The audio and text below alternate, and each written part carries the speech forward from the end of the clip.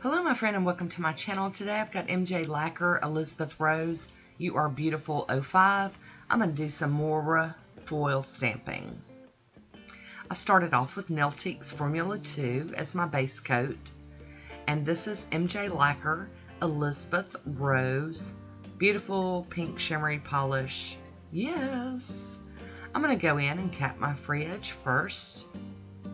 And then I'm going to go in with that first a very nice coat of Elizabeth Rose. The shimmers in this polish totally show up on the nail, so it's not just in the bottle looking at you.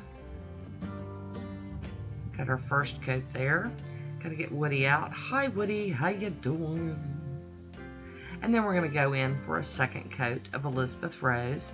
Now this polish was a little bit thick, but I like it like that. I would rather have a thicker polish than a thin polish.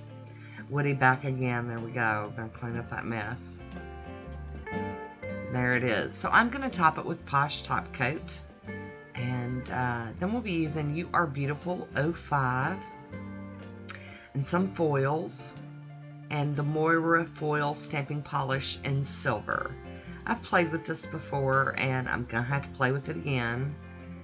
Because I'm just not, I don't know if I'm picking wrong colors, but I have seen that a lot of people really only have their best luck with it using for real Moyra foils.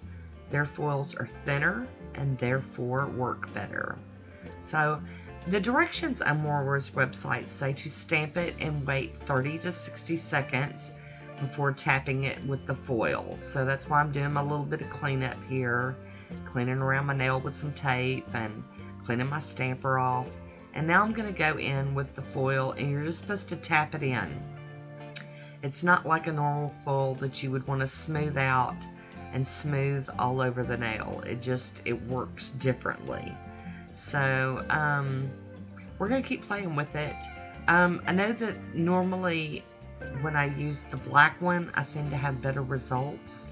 So maybe there's just a learning curve to it, or I don't know. I just really don't know, y'all. I need to see if I have some more Moyra foils. I think a friend of mine might have sent me some, and see if that really is what's making the difference. We shall see.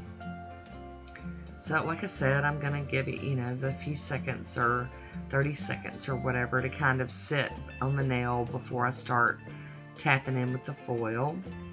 And there we go. We're going to tap, tap, tap. So I didn't wait as long on that one as the first one. I'm trying to follow the instructions, but my patience, y'all, is like zero. I have zero patience. And so far, I'm not really digging it. But, some things you just have to work on. You have to keep at it. And maybe if I'd have used like a solid print, then maybe I would have been happier. I don't know.